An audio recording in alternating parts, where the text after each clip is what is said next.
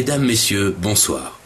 Pour clore notre cycle sur l'administration pyramidale des comportements animaux, nous vous proposons un voyage inédit chez les Guna-Gibas de Nouvelle-Guinée. Au fil de notre étude, nous avons constaté que notre acception de leur comportement était jusqu'alors totalement erronée. Le documentaire qui va suivre risque bien de bouleverser notre vision des interactions sociales chez ces singuliers primates. Le jour se lève à peine sur la réserve de Puncak Jaya, petit archipel perdu des îles Salomon. C'est ce lieu de quiétude qu'ont choisi les Guna-Gibas pour couler des jours paisibles. Il est vrai qu'en apparence, ces singes semblent avoir des comportements similaires à l'être humain civilisé. Ils pêchent, jouent, fument, se disputent et mettent à l'écart les femelles, dont le seul but sera la reproduction. Mais les éthologues ont souvent commis l'erreur de comparer ce mode de vie simiesque à celui d'une société humaine dite classique. Par exemple, on a longtemps cru que les Guna-Gibas s'adonnaient à l'exercice de la galipette, par joie ou par jeu. Il suffit pourtant de quelques jours passés en leur compagnie pour saisir qu'en fait, ces roulades ne sont que l'expression gymnastique d'une tristesse infinie.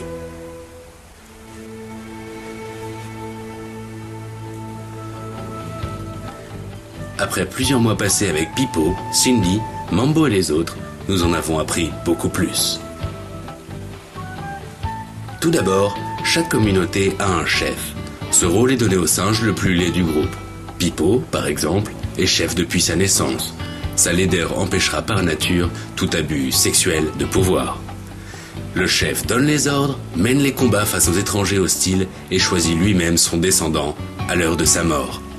Mais Pipo préside surtout la cérémonie dite du coco. En effet, chez les Guna-Gibas, chaque primate a une fonction bien spécifique au sein de la communauté. Il y a les reproducteurs, les travailleurs et les Kwamtari Bye Bye. Ces rôles changent toutes les 4 lunes au cours de la fameuse cérémonie du coco. Les règles sont simples et sans appel.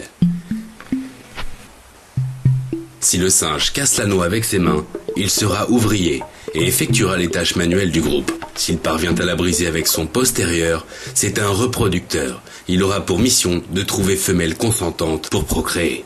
Enfin, si la noix se révèle pleine de poudre, alors le pauvre animal devient un Kwamtari Bye Bye, un désœuvré, oisif et inutile, qui sera mis au banc de la communauté pour toujours. Tragique destin que celui du Kwamtari Bye Bye qui, comme pestiféré, erre sans but parmi ses congénères. Il cherche le contact en vain, toute interaction sociale lui étant refusée, et ce, jusqu'à sa mort. Les ouvriers, quant à eux, sont chargés de veiller au bon déroulement du rite de partage. Après la chasse, ou la cueillette, ils se mettent en binôme et séparent les bananes. Mais comme le partage n'est par nature jamais équitable, les singes se livrent à une joute codée, sorte de version évoluée de notre pierre-feuille-ciseau. Le perdant devra alors accepter son sort, sans protester. Un de ses camarades, sensible à cette injustice, vient à son aide en faisant diversion et indique au vainqueur qu'il peut se retirer, puisqu'il va poursuivre l'humiliation à sa place. Le vainqueur n'y voit que du feu, s'exécute, et le perdant s'autorise une virile accolade de gratitude envers son sauveur.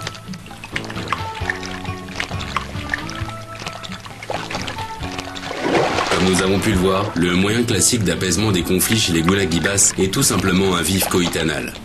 Rien de sexuel dans ces gestes, mais au contraire, une complexe interaction psychosociale à but décisionnel. Ainsi, si le Guna-Gibas pratique de manière désinvolte la sodomie entre mâles, il fait par contre preuve d'une pudibonderie sans fond quant à l'idée d'un coït avec le sexe opposé. C'est pourtant le rôle précis qui fut donné à certains Guna-Gibas au cours de la cérémonie. Dès leur plus jeune âge, les Guna-Gibas mâles et femelles sont séparés. On imagine donc bien l'angoisse qui tenaille le jeune reproducteur à la veille de son départ.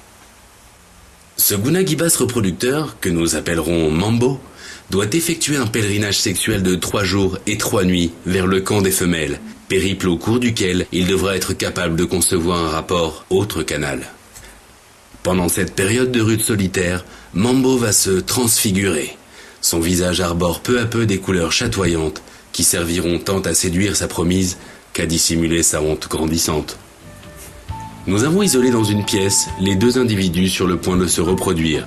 Il ne faudra pas plus de 5 minutes à Cindy, jeune femelle en chaleur au faciès engageant, pour jeter son dévolu sur Mambo. Saisi par le dégoût à la vue de la fleur vaginale tant redoutée, le singe ressent d'étranges sensations et ne peut échapper à son triste destin d'esclave, dominé par ses pulsions ancestrales. Alors que Cindy se montre de plus en plus pressante, Mambo s'aliène soudain par un onanisme forcené.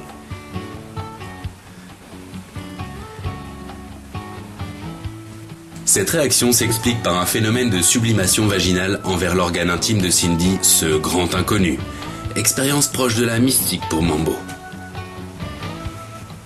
Cet état paroxystique débouche finalement pour nos amis sur le rapport tant attendu.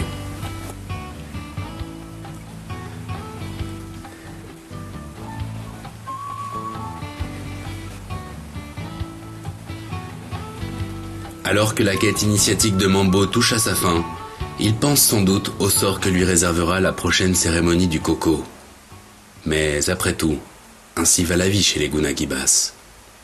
La semaine prochaine, nous vous emmènerons à la découverte des vers de tourbes hermaphrodites du Haut-Poitou, des images époustouflantes et d'autres révélations fracassantes sur le règne animal. Alors, ne manquez pas notre prochain numéro, et à bientôt.